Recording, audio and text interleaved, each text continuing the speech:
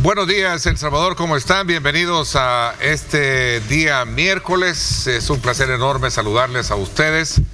Gracias por continuar con nuestra programación y estar atentos desde luego al curso de la información que desde muy tempranas horas de la mañana, como ya hemos conocido, el día de ayer en horas de la noche falleció el expresidente de la República, Mauricio Funes, quien estaba asilado en Nicaragua. El Ministerio de Salud del Gobierno de Reconciliación y Unidad Nacional, tal y como lo establece el comunicado de la República de Nicaragua, oficialmente informó que desafortunadamente el paciente Carlos Mauricio Funes Cartagena, con residencia en el país, había fallecido a las 9:35 de la noche como resultado de su grave dolencia crónica, ¿verdad?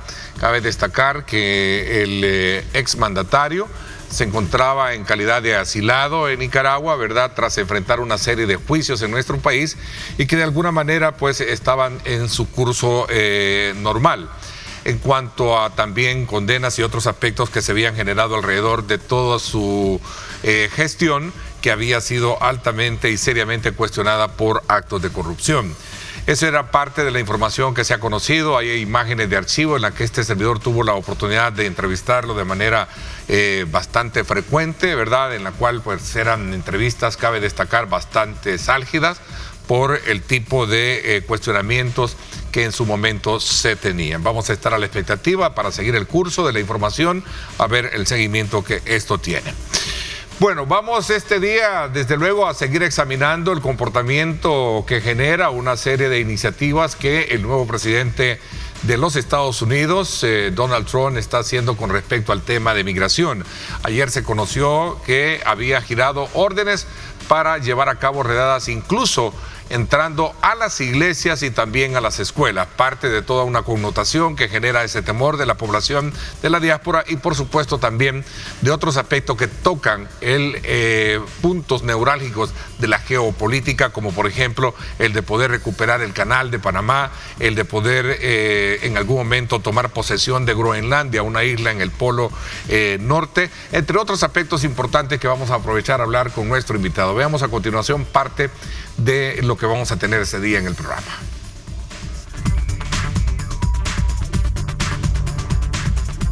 En un regreso que promete ser tan polémico como su primera presidencia, Donald Trump retomó el mando de Estados Unidos y no perdió tiempo en generar tensiones tanto a nivel nacional como internacional. Su llegada al despacho oval estuvo marcada por una serie de decisiones controvertidas que ya están dando mucho de qué hablar. Apenas unas horas después de asumir la presidencia, Trump protagonizó su primer enfrentamiento diplomático al referirse al control del canal de Panamá como un asunto de seguridad nacional para Estados Unidos. Este comentario generó una rápida respuesta del gobierno panameño, que calificó las declaraciones como una injerencia inaceptable. Analistas internacionales advierten que esta tensión podría escalar rápidamente, afectando la relación bilateral y la estabilidad regional. En otra acción que reafirma su postura escéptica respecto al cambio climático, Trump ordenó la retirada inmediata de Estados Unidos del Acuerdo de París.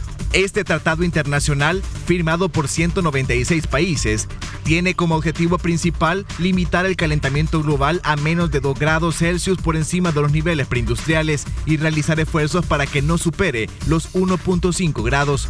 La medida ha generado reacciones mixtas, mientras que sectores industriales celebran lo que consideran un alivio regulatorio. Organizaciones ambientalistas y líderes mundiales han expresado su profunda preocupación por el impacto que tendrá esta decisión en los esfuerzos globales contra el cambio climático.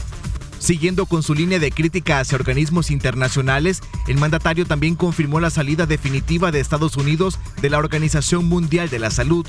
Trump argumentó que la organización carece de transparencia y favorece los intereses de China. Sin embargo, expertos en salud global advierten que esta decisión podría debilitar los esfuerzos internacionales para combatir futuras pandemias. En el ámbito migratorio, Trump reactivó varias de sus políticas más controversiales, incluyendo la ampliación del muro fronterizo con México y la suspensión temporal de visas para ciertos países. Pero para analizar el impacto de las políticas de Donald Trump en la región, no se pierda esta mañana Diálogo 21 con Ernesto López. Reportó Jonathan Cortés.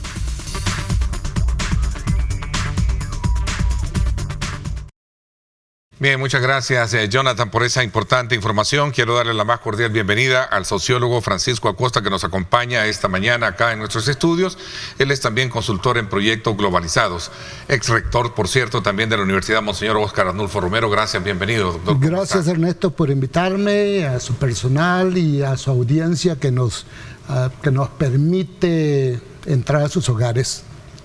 Acabo de regresar de los Estados Unidos y me doy cuenta de la enorme audiencia que tiene este programa en los Estados Unidos. Así es, un saludo muy especial y un abrazo solidario para todos nuestros hermanos salvadoreños que sin duda alguna, a raíz de toda esta transición presidencial, ¿verdad? Le acobija una serie de incertidumbres, pero lo importante es tener fe en Dios para poder de alguna manera enfrentar cualquier vicisitud que se presente. Doctor, el presidente nuevo, digamos en este segundo mandato que asume por gobernar los Estados Unidos, ha comenzado,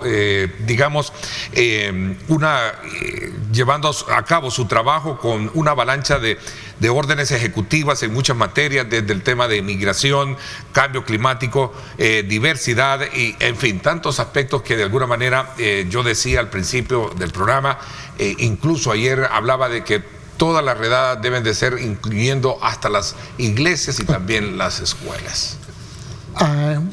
Quisiera iniciar mi presentación con felicitar al doctor Félix Blaszo por la nominación al Premio Nobel de la Paz y justamente por sus 35 años de lucha para proteger el medio ambiente. Promover el medio ambiente, el cuidado del medio ambiente, un saludo especial para él. ¿Sí? Oportuno porque muchas de las cosas que está haciendo el señor Trump, el retiro de su país del Acuerdo de París, por ejemplo, al nominar a su secretario de Minas y Energía, a un petrolero en los Estados Unidos, todo indica moverse una especie de retroceso. Una especie de retroceso enorme en esto. Pero también quiero aprovechar la oportunidad para extender mis condolencias a la familia de Mauricio Funes, pues fue mi compañero de clases en la UCA. ¿Sí? Creo que en 1976 fuimos compañeros de clase. Fueron compañeros. Y pues lamentablemente. Usted es sociólogo, ¿verdad? Yo soy sociólogo y él sacó economía, pero iniciamos como materias comunes. Sí, que es tradicional. Sí, en ese momento. Veamos un poco tema, ¿no? ¿Y qué percibió usted regresando de Estados Unidos? Bueno, acabo de regresar y me encontré con un ambiente yo dijera que de desesperanza. De desesperanza a la gente por dónde vienen las cosas. Y yo lo que dije, bueno, hay una frase en francés que se llama déjà vu. Ya hemos estado aquí antes. Sí, déjà vu. Ya hemos estado aquí. Ya hemos estado aquí antes.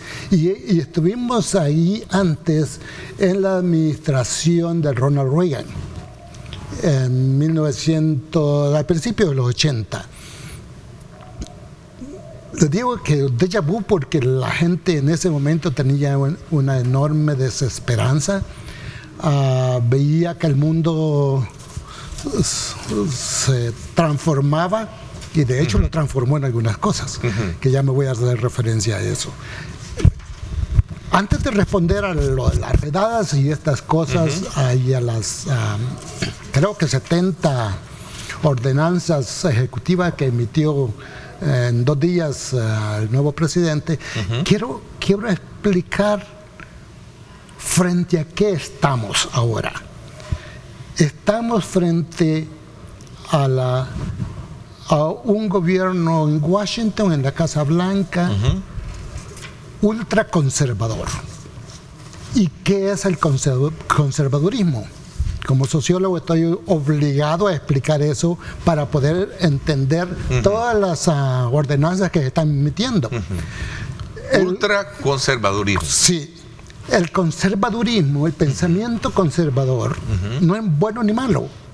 Es un pensamiento que funciona como péndulo, va y viene, va y viene, del ultraconservadurismo a la ultraizquierda y vuelve a moverse, va y viene. Pero ¿qué es eso? El conservadurismo tiene como base a plantear que el pasado fue mejor que hoy. El pasado siempre fue mejor que hoy. Por lo tanto, tenemos que regresar al pasado. Segundo punto, Dios determina todo. Amén. Usted no tiene que hacer nada porque Dios lo determina. Está bien, no se preocupe. Sí. Ese es el pensamiento conservador. Tercero, que la familia es el núcleo de la sociedad. Y por familia se entiende hombre y mujer, masculino, femenino.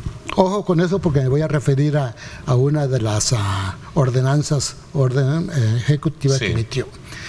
Y tercero, que la base de progreso es el individuo. Si usted nació en un petate, usted puede ser multimillonario. Usted puede llegar a ser multimillonario si usted nació, no importa dónde haya nacido.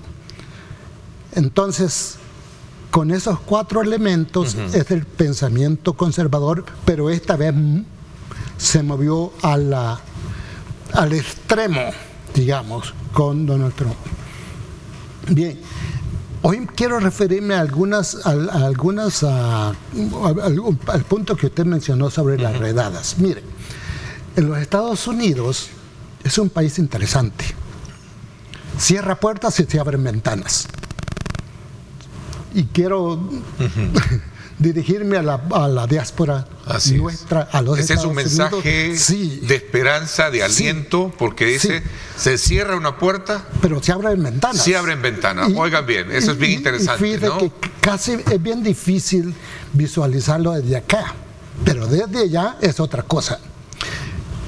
Es un país donde se dan circunstancias extraordinarias, donde las personas ordinarias hacen acciones extraordinarias.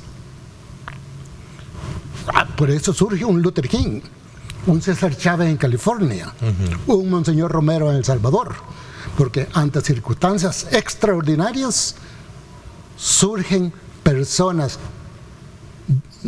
ordinarias que hacen acciones extraordinarias. Estamos frente a un escenario extraordinario. Estamos y van a surgir líderes extraordinarios. Vamos a hablar de eso cuando regresemos. El día de ayer, ante unas declaraciones que emitiera el ex presidente de España, José Luis Zapatero, decía algo que me llamó mucho la atención y decía lo que el primer ministro, cuando refiriéndose precisamente al caso de la llegada del señor Trump, que es un empresario, es un multimillonario, ¿no? Y con toda esta acción directa que afecta precisamente a esa población migrante pobre, ¿verdad? Con necesidades en los Estados Unidos, dijo: lo que estamos viendo es preocupante en el mundo.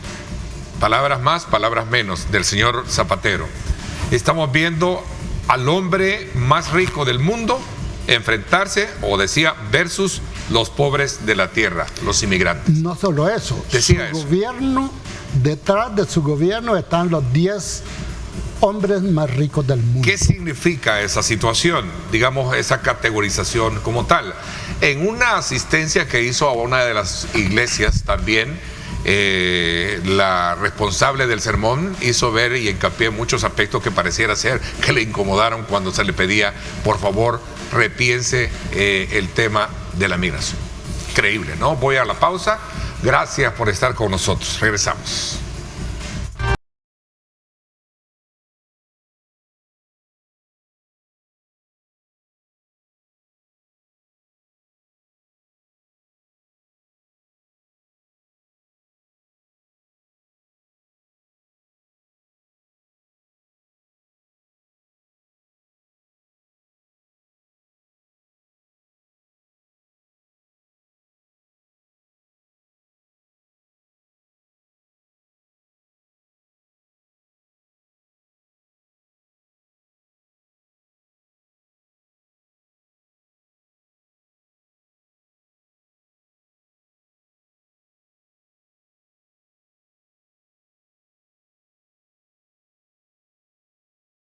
Y esa calidad, sin duda alguna, se pone de manifiesto siempre a esta hora de la mañana cuando le invitamos a usted a disfrutar de un rico café, y ese es Café Rico, el café perfecto de la mañana, y ahora más que nunca, porque rico es también calidad. Así es que desde ya disfrútelo y buen provecho. Continuamos nuestra conversación con el doctor Francisco Acosta, y nos habíamos quedado precisamente con toda esa categorización como parte de una reacción que está teniendo. Ponía el caso del el ex primer ministro de España, José Luis Zapatero, sí, ¿no? Al decir de manera muy directa, ¿verdad? Estamos viendo al hombre más rico del mundo enfrentarse a los pobres, ¿no? Que son los inmigrantes.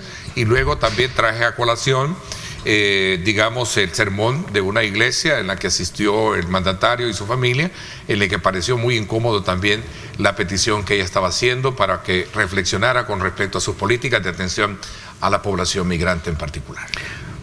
Frente a las acciones siempre hay reacciones. Veamos las reacciones. Trump dijo que iba a entrar Estados Unidos, iba a entrar la época de oro de los Estados Unidos. Pero ya le respondieron allá en Rusia y en China, le dijeron, ¿sabe qué? El Occidente, dijeron, no se refirió exactamente a Estados Unidos. El Occidente está en su época de deterioro, le dijo. Y uno dice, ajá, ¿y a qué deterioro se refiere?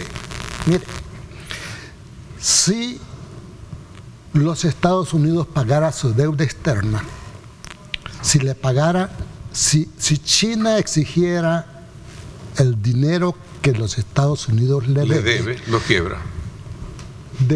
Podría exigir que le pague con el estado de Texas o con el estado de California.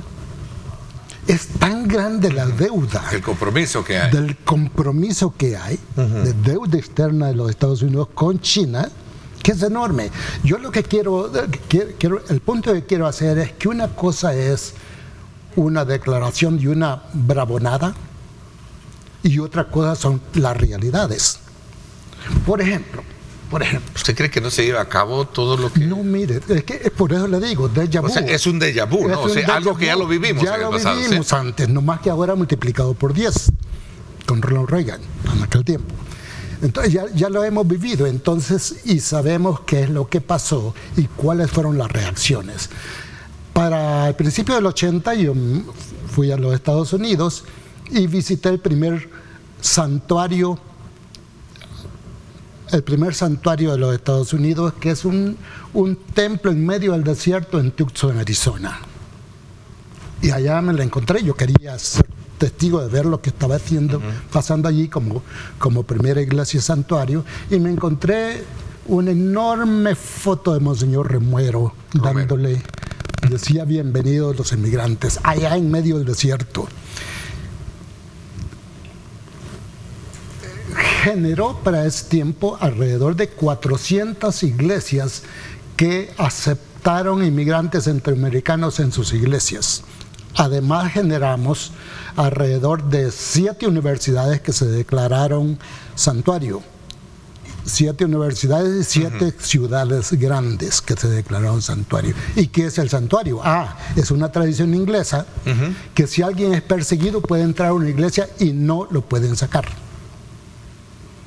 Y como alguien mencionaba, si se atrevieran a hacerlo, habría un escándalo increíblemente grande, porque está tocando las cuerdas muy sensibles que es la parte religiosa. Y de una guitarra, por decirlo así, que no solo se toca en los Estados Unidos, sino que en el mundo, ¿no? Amén. Entonces tocaría cuerdas demasiado a su criterio y desde la perspectiva sociológica y de lo que ya se conoce, porque ya se vivió, ¿no cree que tenga mayor trascendencia esta situación? Otra vez lo que le decía, ante situaciones extraordinarias surgen eventos extraordinarios, hechos por personas ordinarias. Entonces, ante situaciones ordinarias surgen hechos extraordinarios. Hechos extraordinarios. Y esto del tema del canal de Panamá, por personas ordinarias. Imagínese. Quitarles la naturalidad, que sea la ciudadanía, por ejemplo. Ya me voy a referir a eso. Imagínese a alguien nacido en el Cerro de Guazapa como yo. De repente estaba en la mesa de negociaciones de la guerra, allá, o digamos de la paz en Washington. Me asignaron que trabajara en los acuerdos de paz allá en Washington.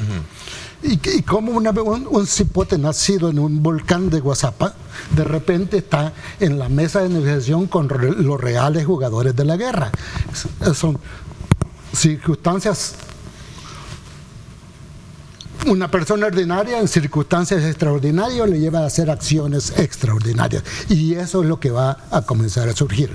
Me voy a referir a la cuestión de la ciudadanía. Mire,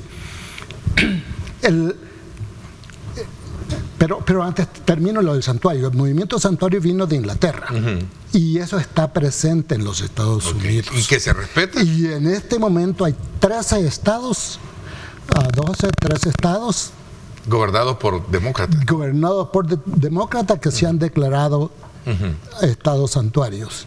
Y hay alrededor de 500 ciudades que se han declarado ciudades santuarios. ¿Qué significa eso? Que han dicho: no vamos a cooperar con la migración y dar información sobre los ciudadanos de acá, de este lugar. Yo era presidente de Casa de Maryland en el estado de Maryland, en Estados Unidos, y surgió del movimiento santuario, justamente. Y llegamos a tal presencia local que, como era tanto la iglesia episcopal en ese caso, como la ciudad de Tacoma Park, llegamos a tener tal presencia que la migra, antes de ir a hacer una redada, nos decíamos: tal día vamos a llegar. Perfecto. Entonces le informamos a la gente: tal día no salga de su casa. O sea, hay como una autoconciencia misma de... Exactamente. Okay. La presencia que vamos ganando. Déjeme referirme a la cuestión de la ciudadanía. Este asunto de la ciudadanía lo vienen empujando, que yo sepa, de por lo menos 40 años. Y el principio es que los bebés que nacen en los Estados Unidos automáticamente son ciudadanos. Son ciudadanos. ¿Sí? Y eso es parte de la enmienda 14 de la Constitución. Entonces, eliminar la enmienda 14 de la Constitución pasa por tener 3/4 partes de los votos de los 50 estados. Y Trump no los tiene, porque hay 26 estados controlados por los demócratas. O sea que eso sencillamente fue una promesa de campaña, lo dijo, pero no va a pasar. ¿Va a permitir la migración de estado a otro estado? Es probablemente lo que podría pasar. Ya le dije, son como 12 estados: California, Nueva York, Massachusetts, Connecticut, Illinois, y podría continuar. No sé si el alcalde o el gobernador de Nueva York también le dijo, ¿no? La alcaldesa de Washington, D.C. Entonces, lo que podría pasar es que eso se incremente sustancialmente, y esto es lo que podría pasar. Los Estados Unidos es un país de inmigrantes. Los únicos americanos son los nativos. Los nativos. Son los indios. Los demás todos llegaron. Entonces, ¿qué significaría? ¿Cómo se han ido haciendo ciudadanos la gente? Bueno, muchos por nacimiento. Entonces, transformar la enmienda 14, sencillamente yo me atrevería a afirmar que no va, y hay muchas cosas que no van.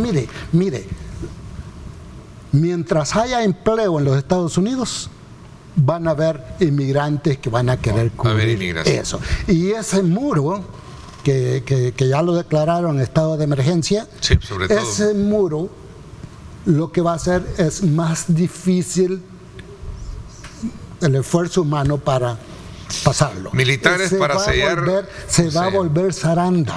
Militares para sellar la frontera, decía el presidente. Militares pero ya hemos visto, otra vez, déjà vu. En 1990 vimos cómo se derrumbó el muro de Berlín, que dividía las dos Alemanias. Vimos cómo la gente lo derrumbó. O sea, déjà vu, ya hemos visto que esos muros no funcionan.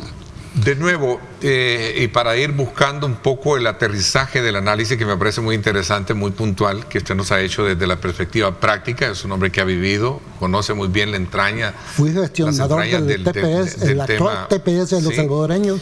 De la diáspora, de los salvadoreños allá, de la población migrante, frecuenta su visita, ¿verdad? Sí. Tiene su, digamos, experimentado análisis basado en el tema sociológico. Sí. ¿Qué es lo que se le puede dejar como un mensaje para todos aquellos que nos están viendo y que sin duda alguna están gobernados por esa incertidumbre que deja un discurso que, quieras o no, pues a cualquiera, ¿no?, le da miedo? Sobre todo cuando su condición per se es inestable en temas de legalidad.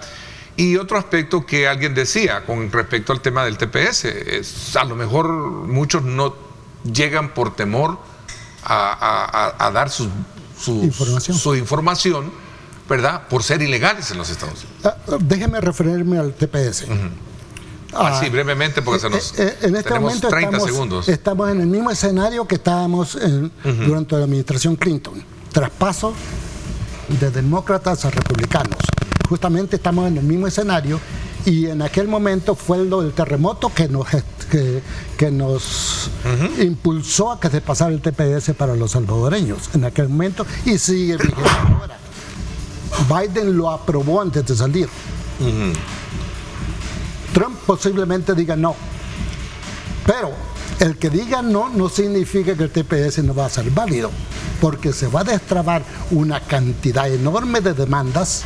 Sí. Demandas judiciales, sí, que sencillamente... Que un juez lo puede parar, si como lo pasó ya. Si gana o pierde, sí, un juez lo puede pasar. Porque ya pasó. Y el 60% de los jueces de los Estados Unidos son demócratas. Así es, una resolución, ya pasó, por eso yo sí, digamos, en el análisis extraer ese tema. Es un déjà vu, por eso lo que se está viviendo. El mensaje que quiero enviarle a los compañeros de la diáspora en los Estados Unidos es: si cierran puertas, se van a abrir ventanas. Interesante, gracias, reflexión interesante. Doctora Costa, gracias por habernos acompañado. Con el mayor gusto, Ernesto. Gracias, muy feliz oportuno día. Su análisis. Voy a hacer una pausa, sin duda alguna es un tema que va a dar para más, de seguirlo abordando, y por eso yo le invito a estar muy atentos, y sobre todo también para expresar esa solidaridad a toda nuestra población migrante, de todos los salvadoreños, que sé que no todos, como se está queriendo ver, criminalizada la figura del migrante, lo es. No es así. Vean, no es así.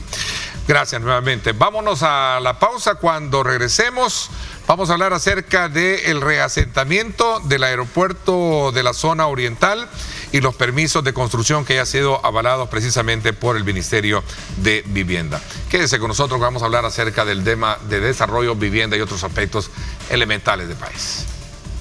Gracias.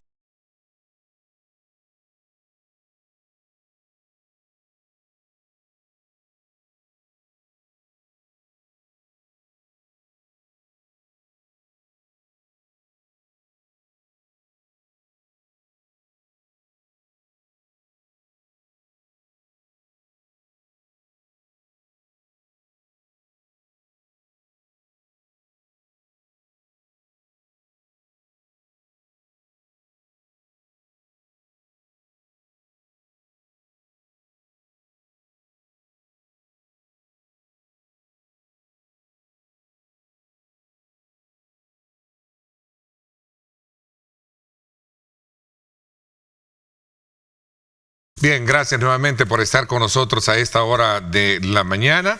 Quiero darle la más cordial bienvenida en esta oportunidad a la ministra de Vivienda, Michelle Sol, que nos acompaña para hablar sobre el tema de vivienda y otros aspectos elementales que tiene dentro de esta cartera de Estado. Bienvenida, ministra, gracias por acompañarnos. Gracias, Ernesto López, un gusto estar aquí.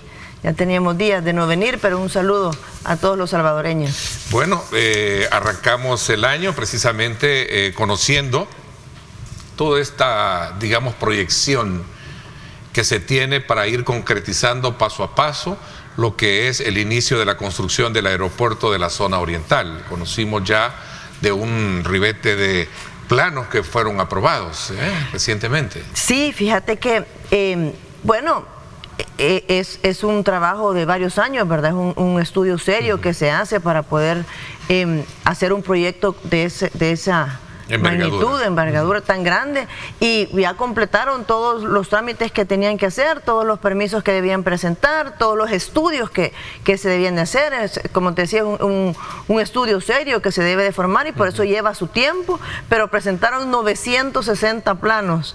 Ya los técnicos profesionales verificaron en campo que todo estuviera como debía de ser, así que ya están aprobados, ya están listos para comenzar a construir. O sea, fueron examinados detenidamente para que llevaran, digamos, cumplieran con todas las reglas. Así es. ¿Verdad? Que debe de llevar una construcción de esa magnitud, ¿no? Así es, son diferentes factores que tienen que cumplir, normativas que se tienen que cumplir. Recuerda que es un aeropuerto internacional. O sea, aquí van a llegar líneas aéreas internacionales que las son controladas y auditadas por organismos internacionales. Entonces, lleva un estudio serio que se debe de hacer previo para poder primero dar las factibilidades y luego poder ya dar el permiso de construcción. Entonces han cumplido todo lo que se deben de presentar, y ahora ya se firmaron los 960 planos. Me faltan como 200 ahorita, hoy los termino de firmar. Ya la veo a usted firmando. No es así, ¿verdad? De 2 días firmando, trabajo, ¿sí?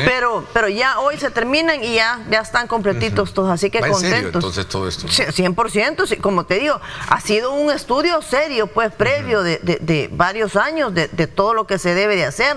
Acuérdate que es una pista de aterrizaje. Es un aeropuerto, como bien lo indica. Entonces, o sea, si estamos hablando de proyectándonos en un buen polo de desarrollo que va a generar la implementación. ¿Te imaginas todo ese polo de desarrollo que va a generar desde la construcción? Bueno, ya comenzó desde los estudios de suelos, todos los estudios que se han hecho ya generaron empleo, pero ahorita comienza el verdadero desarrollo económico en la zona.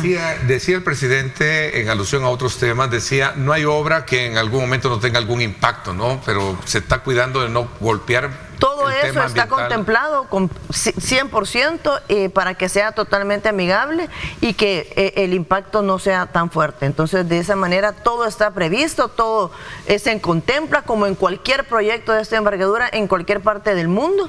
Es un polo de desarrollo el que se está desarrollando en la zona de Oriente, y estamos muy contentos de cómo va a ayudar a tantas familias a poder tener oportunidades de empleo de toda índole. Así que...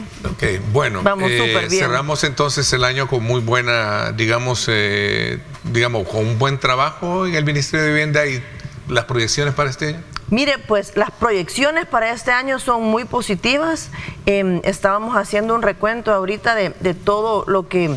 la colocación que va a ser el sistema de vivienda, y estamos haciendo números de 210 millones de dólares. La mayoría va en dinero para colocación de créditos. Solo en el Fondo Social para la Vivienda contamos con 160 millones para colocación de créditos en este año.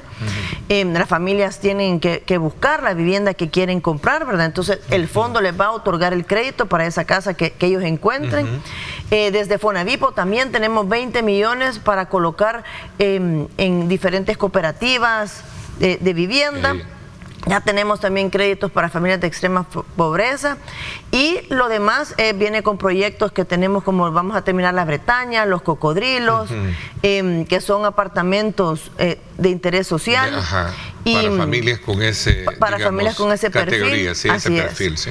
Total, que para este año tenemos proyectado 210 millones de dólares. Entonces estamos ya trabajando. Se cierra y se abre un nuevo ciclo. Se abre un nuevo ciclo este año. Entonces, en materia de vivienda hemos logrado tener un avance, llevamos ya un segundo mandato del presidente y al frente también de esto. Sí, hemos logrado, digamos, trazar un poco esa línea de déficit que se tenía. Fíjate que solo para decirte, en comunidades como La Campanera, logramos recuperar solo en esa comunidad 900 viviendas que estaban usurpadas por la delincuencia y perdidas, que se ocupaban para hacer temas de delincuencia. Sí, claro.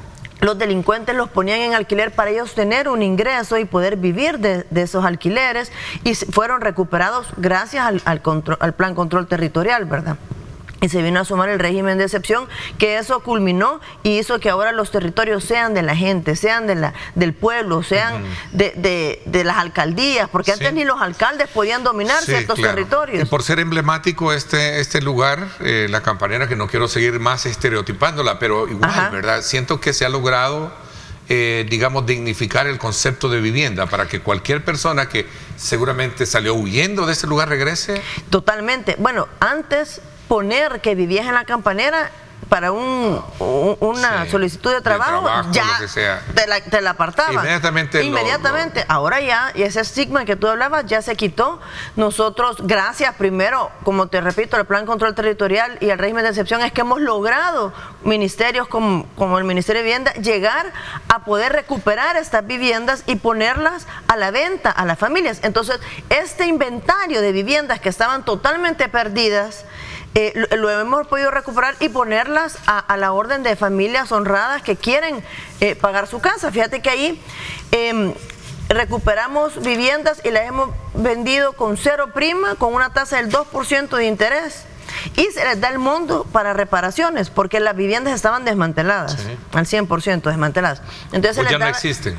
Ya hay pocas, o sea, ya hemos vendido y escriturado 700 viviendas. Ya estaban recuperadas entonces por, en este caso, que entendería yo el fondo, ¿no? Sí, es que estas son del fondo. ¿Sí? Hay otras que son privadas, fueron vendidas, pero las del fondo logramos recuperar 900, de las cuales 700 ya están escrituradas con nuevos dueños. Eso equivale a un monto de 5 millones solo en la Campanera escriturados. Es un denominador común de otras áreas que también estaban siendo... Hay en otras zonas también asediadas por ese flagelo de la delincuencia. Definitivamente. Y esto, aunque no es en todas las zonas, en esas zonas ha hecho que se abra una puerta y haya una oferta de vivienda en esa zona, ¿verdad? No para todos, pero para la gente que vive en esa zona, pues han logrado encontrar esa vivienda. Ayer estuve en la Campanera porque fuimos a supervisar que ya se está poniendo la nomenclatura de los pasajes.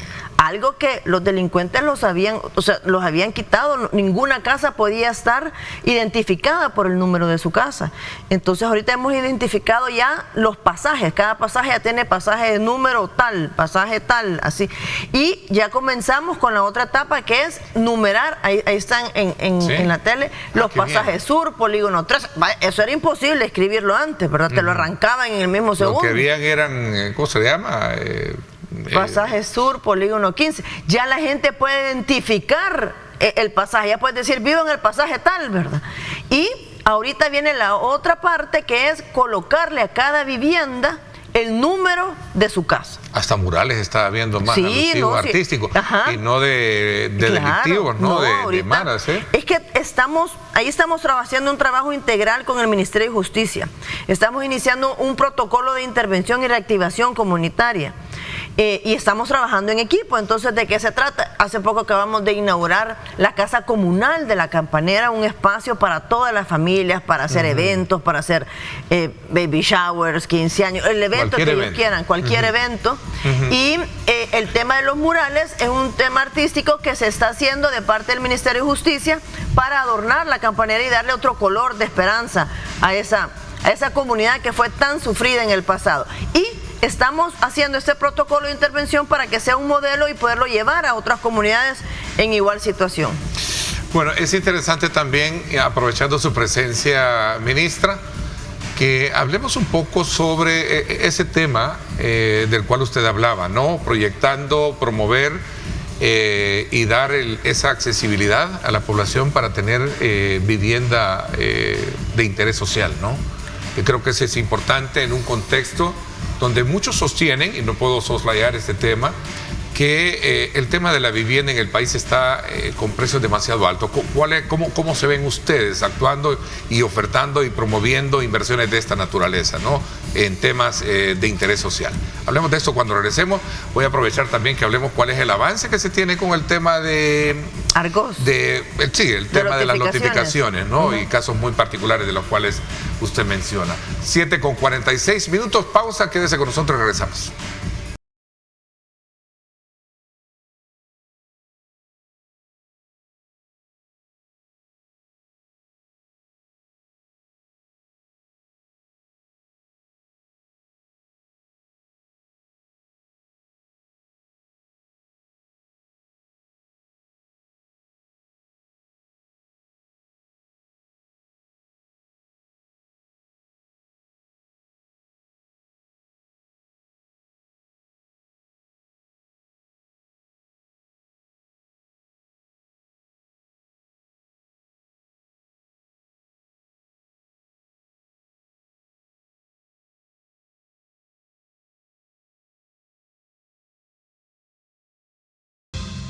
Bueno, gracias nuevamente por estar con nosotros.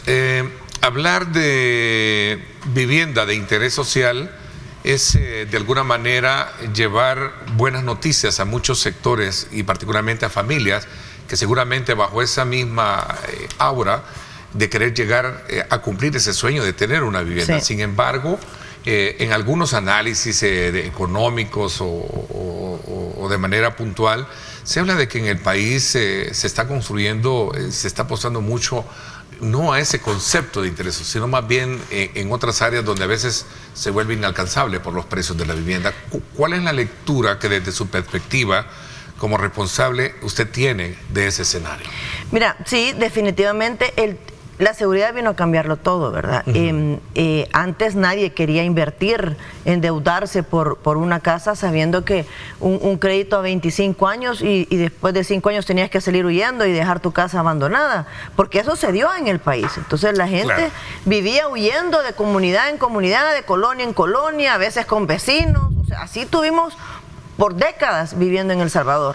Entonces hoy que nuestro escenario cambió en el país y que se respira una libertad y seguridad en todos lados, porque ayer estaba con unos inversionistas que quieren invertir en proyectos de vivienda de interés social, me preguntaban, mire, ¿y qué zona es la mejor? Es que ahorita en cualquier zona la gente anda buscando dónde vivir. Entonces definitivamente se han incrementado los precios. Sin embargo, yo siempre digo que para el que va a comprar es importante un valúo que lo respalde, porque muchas veces hay muchos vendedores privados que ellos le ponen el precio sentimental a la vivienda. Y si bien es cierto, tiene su valor, es negocio, o sea, es un negocio y es un negocio entre privados y el otro tal vez lo puede pagar. Pero también tengo el derecho a negociar. Exactamente. Entonces, una de las cosas que te ayudan a negociar es conseguir un valúo y tener ese valúo y sobre eso el banco te va a prestar. Entonces, es importante saberlo y para tomar la decisión. Nosotros desde el Ministerio de Vivienda seguimos abriéndole las puertas a los constructores para impulsar los proyectos de vivienda de interés social, facilitándole toda la tramitología desde el Ministerio, convirtiéndonos en socios estratégicos de ellos para que les sea más fácil. Okay. Un empresario que vaya bajo esa línea de inversión va a trabajar de la mano con nosotros y nosotros vamos a hacer sus socios. Se le facilita todo. Sí, vamos a declararle el proyecto. A diferencia del otro que tiene para otro segmento, que es válido. Que es válido porque hay gente que puede tener tiene y puede pagar lo que quiera. Exactamente. Bueno, quiero comentarte que desde el Fondo Social para la Vivienda, las viviendas que cuestan hasta $40,000, o sea, un crédito de $40,000 solo puedes tener uno por familia, porque se estaba dando el caso que alguien compraba su casa y después venía, qué bien, quiero comprar otra para ponerla en alquiler, y nosotros dijimos, no, el que tenga un crédito de interés social de hasta $40,000 es porque de verdad quiere su casa para vivir, no para negocio. Entonces pusimos ese candado en el fondo. Entonces eso ayudó a que quedara un inventario de vivienda para vivir, no para ponerla en alquiler.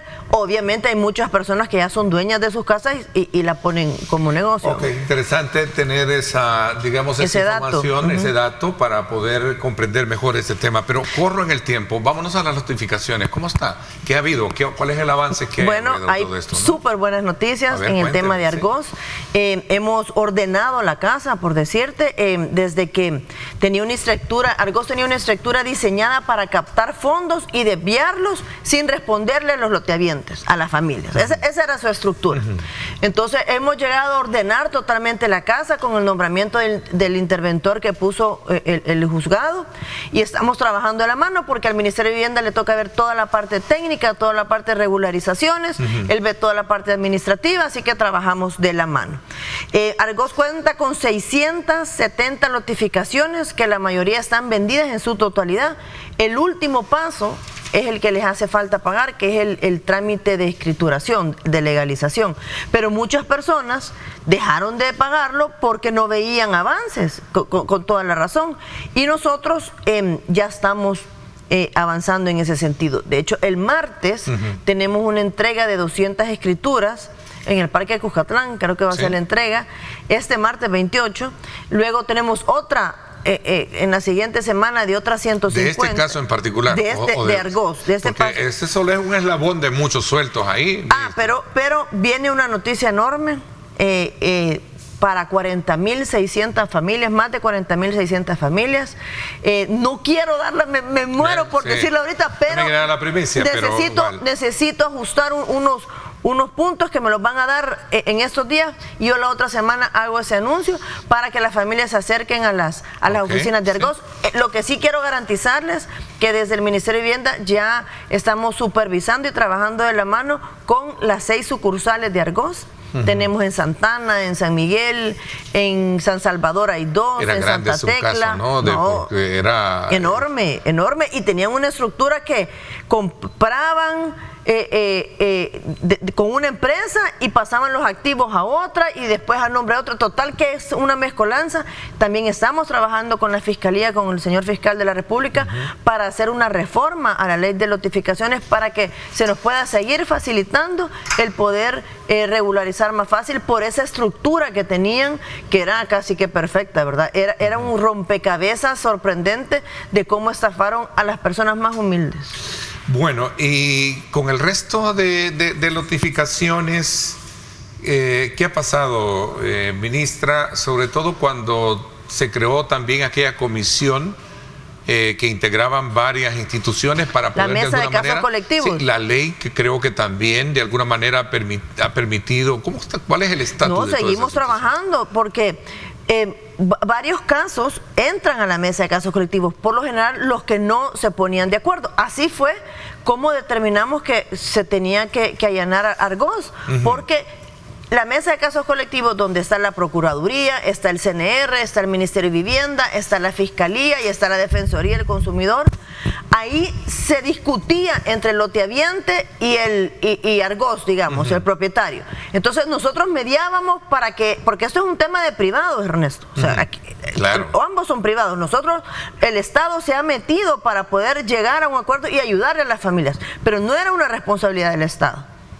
Nosotros hemos querido apoyar a las familias más necesitadas y que más han estafado por una estructura que había de diferentes funcionarios y diferentes instituciones y que la habían dejado totalmente en el aire. Y podía pasar años. O sea, así no ha sido fácil, ha sido un caso difícil del que hoy te puedo decir que con las reformas que se vienen, esto va a facilitar poder entregar muchas más escrituras. Pero a través de la mesa de casos colectivas entran los casos difíciles y seguimos trabajando en la mano. Antes de que terminara el año estuvimos todos los funcionarios en Panchimalco entregando escrituras y es bien emotivo pues hacer ese trabajo de territorio juntos y ver cómo familias 40 años esperando su escritura. 40 años que tal vez su pareja murió o su madre o su padre que compró ese terreno murió y nunca pudieron sentir que fueron propietarios de esa casa, se fueron con aquel temor que no le podían heredar a sus hijos y eso lo estamos logrando. Como te digo, se viene una noticia fuerte para más de 40,000 familias y me siento contenta y satisfecha por el trabajo que nuestros equipos técnicos, profesionales y legales están haciendo para ayudar a estas familias. En resumen, por cuestiones de tiempo, ministra, hay una inversión en créditos, escrituras de propiedad y otros aspectos del trabajo que han hecho que ha sido satisfactorio. Tengo un dato acá. Estamos hablando de 1.000 millones, ¿sí? Eso fue con lo que cerramos el año 24. Y hemos beneficiado a 112,000 familias, más de 112,000 familias. Y para este año nosotros tenemos previsto 210 millones en créditos, en reasentamientos, en escrituras y proyectos habitacionales. Eso es lo que tenemos de trabajo para este 2025. Fondos que están para dar créditos para compra de vivienda nueva o usada, se nos ha incrementado la vivienda usada. Fíjate que ese es un dato interesante porque quiere decir que muchas familias están creciendo económicamente, se han comprado una vivienda tal vez más grande o en otra zona porque están dejando vivienda usada. Entonces se ha incrementado. ¿Hay un síntoma que puede valorarse desde esa óptica? Sí, fíjate que sí, y yo lo creo, porque tenemos familias que están dejando su vivienda de interés social cambiando a una clase. Estas familias, hablando de reasentamientos, y estas familias del aeropuerto de 37 familias 37. Nos ha tocado a nosotros como Ministerio de Vivienda, además de tramitar los permisos de construcción, reasentarlas. De las 37, ya 36 ya tienen su propio terreno. Su propio terreno. Han sido diferentes soluciones, ya que las hemos trabajado de la mano con ellos. No se les impone, sino que se les da diferentes opciones y que ellos la escojan. Con unos es más tardado que otros. De hecho, nos hace falta una persona que todavía no se ha decidido, no sabe si comprar, no sabe si construir, o no le gusta la zona, pero ahí lo vamos trabajando y esperamos que pronto se pueda solucionar el último que nos falta de los 37 familias de asentamiento de la zona nueva, de este polo de desarrollo que viene en el oriente para el país y que va a ayudar a muchas familias a que progresen, a que se preparen, a que estudien para tener un mejor trabajo en el nuevo aeropuerto. Interesante con esa información. Quiero agradecerle el que nos haya visitado esta mañana y nos haya dado detalles acerca del tema de la vivienda y de estos temas puntuales, y especialmente este tema de la notificadora. Sí, ¿no? Vamos bien, y ya vas a escuchar la otra semana buenas noticias. Y después, si querés, vengo a presentarles otros números. Aquí está abiertas las puertas para traer buenas noticias para todos ustedes. Gracias nuevamente. Igualmente, ministra. Ernesto, gracias. Te agradezco muchísimo. Saludos a todos. Gracias por mi parte. Eso es todo por hoy. Pásenla bien y, como siempre, recuerden lo más importante: amar a Dios sobre todas las cosas.